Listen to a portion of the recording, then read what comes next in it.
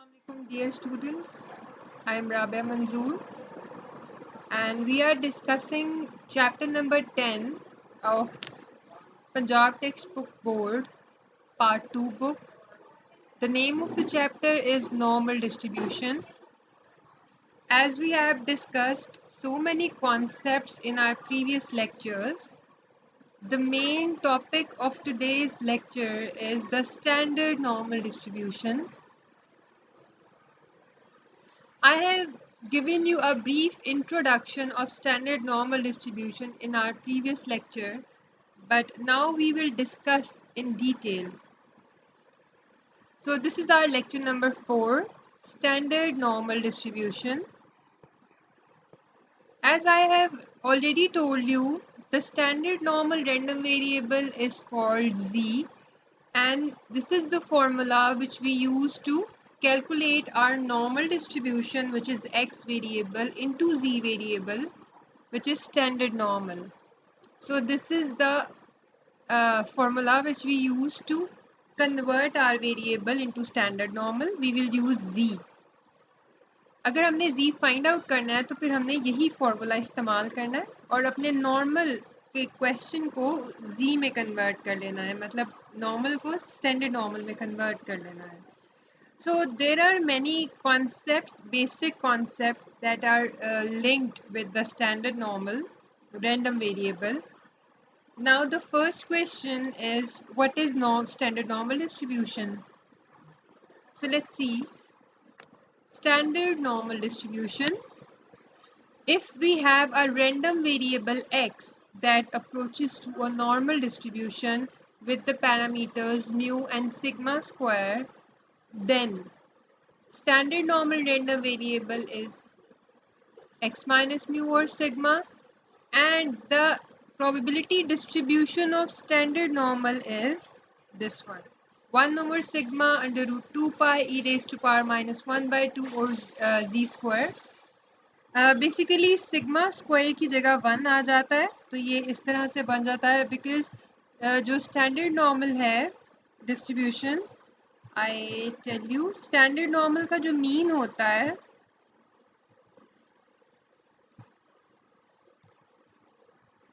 the mean of standard normal is 0,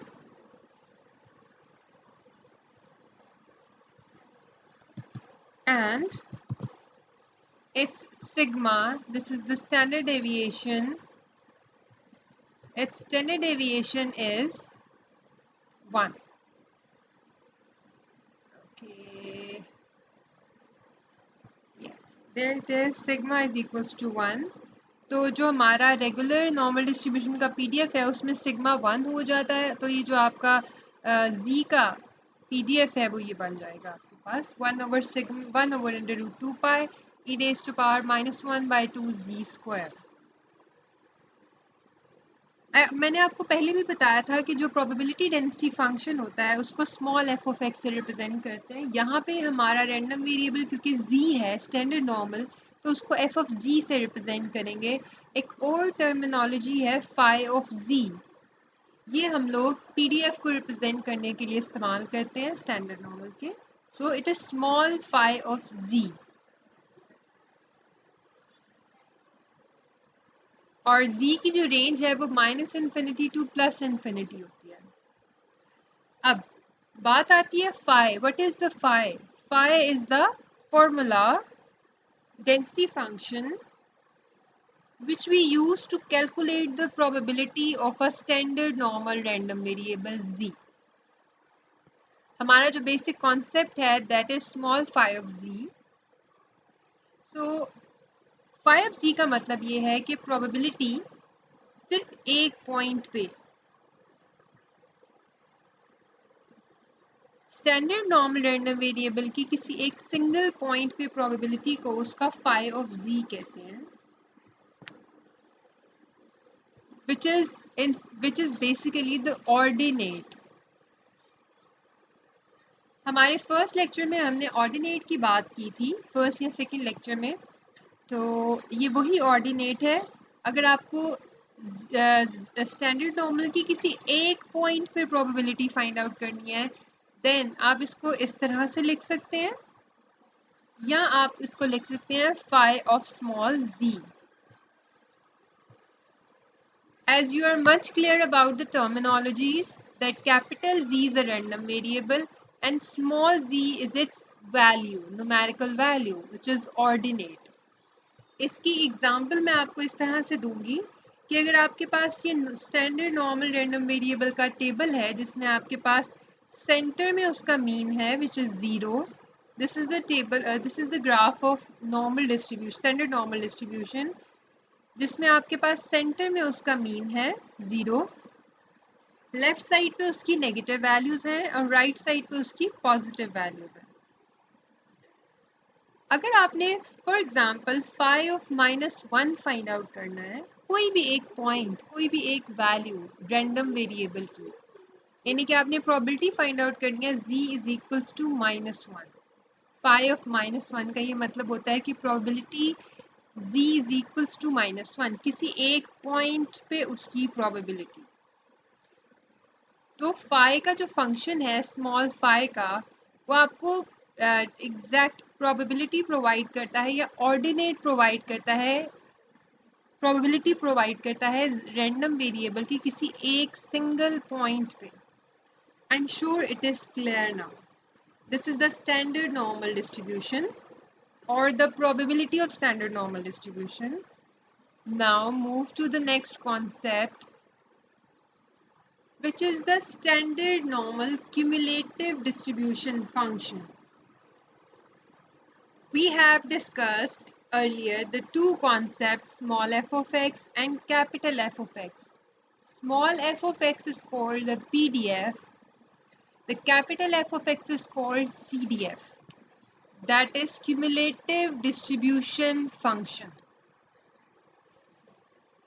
If a random variable x approaches to a normal distribution with mean, mu and sigma square, then standard normal random variable is this one, and its CDF या cumulative distribution function is represented by capital F of z.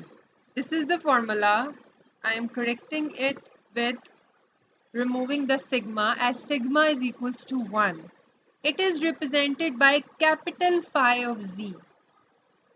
I'm sure it is clear now. Small phi of z is for the PDF and we use it to find the exact probability, while capital phi of x या z is called the CDF and we use to find its cumulative probability. I'm sure the terminologies are much clear now. That means capital phi of z is the probability that z is less than equals to a particular point, which is z. Less than equals to, कहाँ से less than equals to? हमारे पास जो random variable की lower limit है, यहाँ पे lower limit -infinity थी, तो -इंफिनिटी से लेके z तक, यानी कि इस पॉइंट तक, इससे लेस x के मिनिमम पॉइंट से लेके इस पॉइंट तक की प्रोबेबिलिटी को कैपिटल phi ऑफ z से रिप्रेजेंट किया जाता है और उसको कहा जाता है CDF या क्यूमुलेटिव डिस्ट्रीब्यूशन फंक्शन.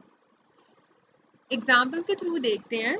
आपके पास ये ग्राफ है स्टैंडर्ड नॉर्मल रैंडम वेरिएबल का z का, जिसके सेंटर में मीन है यानी कि 0 है, और अगर आपको ये एक पॉइंट, इसके ऊपर आपको कैपिटल phi फाइंड आउट करना है, इसका मतलब है कि आपको एरिया फाइंड आउट करना है इससे लेस सारा, शुरू से लेके यहाँ तक.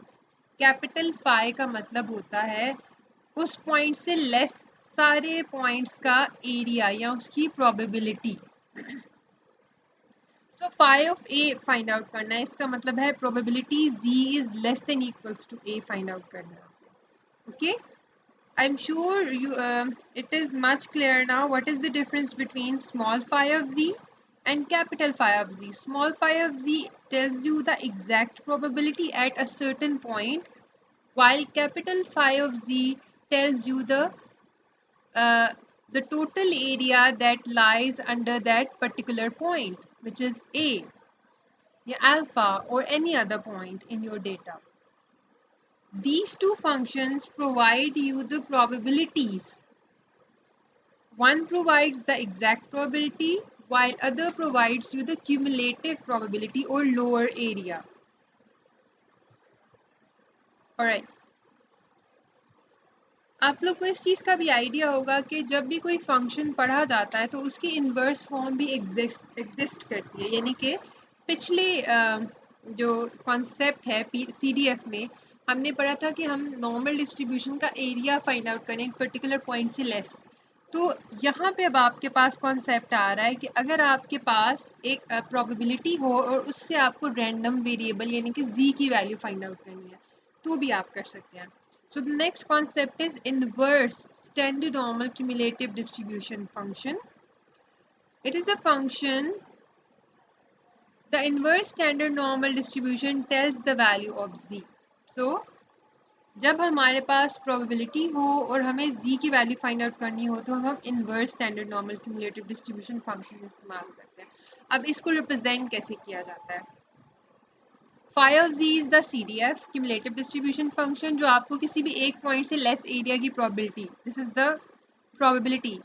phi of z का फंक्शन आपको ये प्रोबेबिलिटी प्रोवाइड करता है। आपके पास वैल्यू होती है रैंडम वेरिएबल की और आप प्रोबेबिलिटी फाइंड आउट करते हैं। जबकि इनवर्स में क्या होता है कि आप इस फाई के फंक्शन को यहाँ पे ले जाएं तो वो फाई इनवर्स बन जाएगा। आपके पास प्रोबेबिलिटी गिवन होगी और आप उससे z की वैल्यू फाइंड आउट करेंगे। I am sure it is very much clear now. What is the difference between cumulative distribution function and inverse cumulative distribution function? इसकी एक सिंपल एग्जांपल ये है कि आपके पास अगर रैंडम वेरिएबल x होता है और अगर आपको उसका इनवर्स फाइंड आउट करना है तो आप उसको 1 से डिवाइड कर देते हैं, यानी कि उसको दूसरी साइड पे लेके जाने के लिए आप उसको डिवाइड कर देते हैं। ओके, सो इसका मतलब है कि नॉर्मल डिस्ट्रीब्यूशन में आप दोनों काम कर सकते हैं। अगर आपको सवाल में रैंडम वेरिएबल की वैल्यू दी गई है तो आप प्रोबेबिलिटी फाइंड आउट कर सकते हैं, एग्जैक्ट प्रोबेबिलिटी भी और क्यूमुलेटिव प्रोबेबिलिटी, यानी कि एग्जैक्ट पॉइंट पे भी और लेस एरिया भी फाइंड आउट कर सकते हैं। सेकेंड ऑप्शन आपके पास ये है कि अगर आपको प्रोबेबिलिटी या एरिया गिवन हो और आप उससे ऑर्डिनेट फाइंड आउट करें या आप उससे z की वैल्यू फाइंड आउट करना चाहें तो आप ये इनवर्स वाला काम करते हैं। अब पॉइंट ये है कि हम नॉर्मल डिस्ट्रीब्यूशन में प्रोबेबिलिटी कैसे फाइंड आउट करेंगे? क्या हम ये फॉर्मूलाज इस्तेमाल करेंगे जो हमें दिए गए हैं PDF एंड CDF या कोई और तरीका?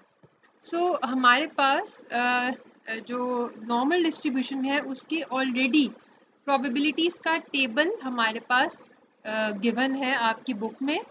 लास्ट में आपकी बुक के टेबल्स हैं, टेबल नंबर 7 से ऑनवर्ड शुरू हो रहे हैं। इसमें आपके फर्स्ट 2-3 जो टेबल्स हैं वो आपके पास स्टैंडर्ड नॉर्मल के हैं।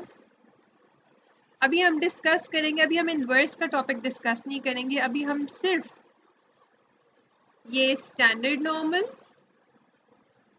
यानी कि एग्जैक्ट ऑर्डिनेट की probability and cumulative distribution function यानी कि उसकी लेस एरिया की लेस देन वाला केस इक्वल्स टू और लेस देन इक्वल्स टू वाला, ये दो केसेस यानी कि आपके पास नॉर्मल डिस्ट्रीब्यूशन गिवन है और आपने उससे प्रोबेबिलिटी निकालनी है तो आप कौन से टेबल इस्तेमाल करेंगे? इनवर्स का केस हम लोग फर्दर डिस्कस करेंगे। Alright, so the use of standard normal table. These tables are available at the last of your textbook. Page number is 289 and table number 7.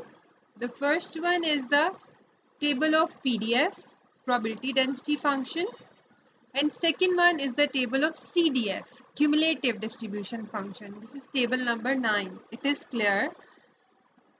Now, हमने ये देखने कैसे हैं? हमारे पास probability ये देखें, अगर आप इसको पढ़ें, ordinates of the standard normal curve at z is equals to z, तो ये जो आपको प्रोवाइड कर रहा है ये आपको ये चीज़ एग्जैक्ट प्रोबेबिलिटी या ऑर्डिनेट प्रोवाइड कर रहा है। तो अगर आपको ऑर्डिनेट निकालना है या स्मॉल फाई ऑफ z निकालना है, इन अदर वर्ड PDF निकालना है, तो आप ये वाला टेबल इस्तेमाल करेंगे। अब इस टेबल को डिस्कस करते हैं। एक और डिस्क्रिप्शन यहाँ पे देखें, इन्होंने ऑलरेडी यहाँ पे फॉर्मूला लिखा हुआ है, स्मॉल 5z लिखा हुआ है, तो ये PDF का टेबल है, ऑर्डिनेट्स का टेबल है जो आपको एग्जैक्ट प्रोबेबिलिटी प्रोवाइड करता है। ये टेबल 3 पेजेस का है, मैंने सिर्फ उसका फ्रंट की का स्क्रीनशॉट लिया है, आप इसको फर्दर अपनी बुक में से चेक करें। आपके पास यहाँ पे कॉलम में z की वैल्यूज पहले नेगेटिव हैं और आगे जाके पॉजिटिव हैं, 0 फिर पॉजिटिव। और फर्स्ट कॉलम में भी ये आपके पास फर्स्ट रो और फर्स्ट कॉलम जो है वो z की वैल्यू का है। आपके पास z की वैल्यू हमेशा 2 डेसिमल पॉइंट्स तक आती है। फॉर एग्जांपल आपको ऐसे निकालने के लिए दिया जा सकता है, find probability that z is equals to, okay नीचे लिख, find probability that z is equals to minus 4.67। ओके, अगर आपको ये प्रोबेबिलिटी फाइंड आउट करनी है तो आप इसको इस तरह से भी लिख सकते हैं, यानी कि आपने ये small phi of z find out करना है और z में आपके पास है -4.67। तो आप ये टेबल कैसे देखें? मेक श्योर कि हमने z की वैल्यू 2 डेसिमल्स तक देखनी होती है। अगर 1 डेसिमल है तो आगे 0 लगा लें, अगर 3 डेसिमल है तो उसको 2 डेसिमल्स में कन्वर्ट कर लें। तो मैं क्या करूँगी, मैंने फाई ऑफ z यानी कि प्रोबेबिलिटी निकालनी है। इस टेबल में ये प्रोबेबिलिटीज़ हैं सेंटर में, और कॉलम में फर्स्ट रो और फर्स्ट कॉलम में आपके पास रैंडम वेरिएबल की वैल्यूज़ हैं। तो आपने देखना है -4.6 को 7 में, ये देखें ये 1 डेसिमल नंबर्स तक आपके पास कॉलम गिवन है। अब आप यहाँ पे ढूंढना शुरू करें -4.6, देयर इट इज -4.6, इसको मैंने देखना है 7 में, ये देखें 7th में, दिस वन। तो आपके पास वैल्यू आ गया 0.00001। This is the probability 1। So this is how you can calculate the probability or the ordinate of random variable at single point. I'm sure it is clear now.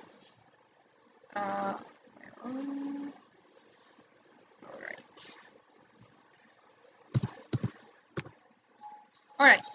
Now we have the other table, CDF, the table of CDF. Let me clear. Yeah.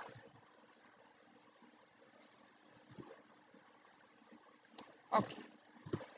अब अगर हमें capital phi of जी, यही सवाल लेते हैं। अगर हमें capital phi of जी निकालना है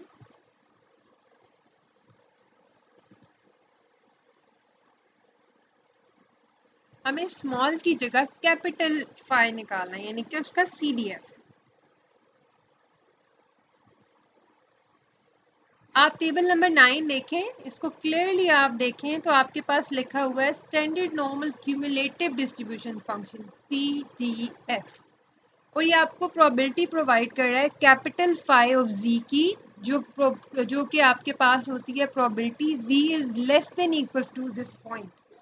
तो ये जो है आपको एक पर्टिकुलर पॉइंट से लेस सारे एरिया की प्रोबेबिलिटी प्रोवाइड करती है। इसका मतलब ये होता है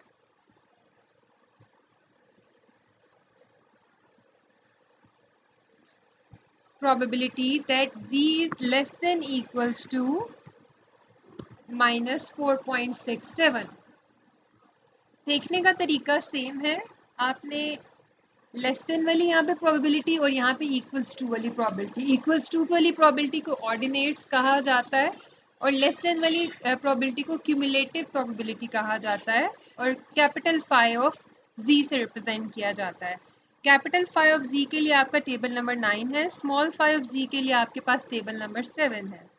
ओके, सो हमने -4.6 को 7 में देखना है। This is okay, we don't have -4.6 here, so we can change the value 4.47.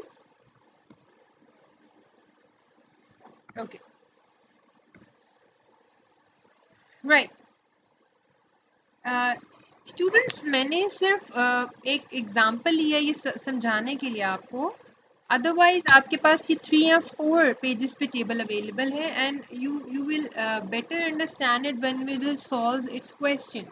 It's just an example to clear your concept. What is the difference between small phi and capital Phi?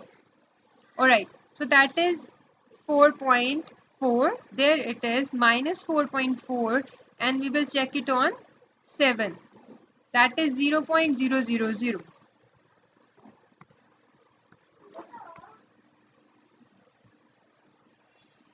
Alright, I'm sure the basic concept, you have cleared the basic concept of PDF and CDF. See you in the next lecture. Allah Hafiz.